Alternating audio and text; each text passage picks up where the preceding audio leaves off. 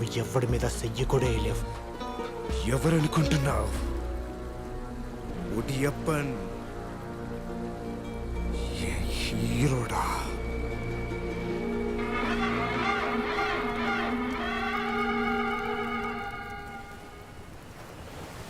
మనం రాకుండానే మొదలెట్టేశారు శివ.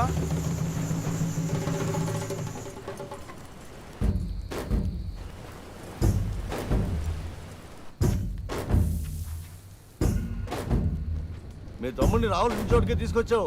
ఇక్కడ నుంచి సూర్య మనలో ఒకటి శివ. శివ, నేను చెప్పేది వినరా. అంత తొందరగా అయిపోయింది. నీకు అంత అర్థమయ్యేటట్టు చెప్తారా?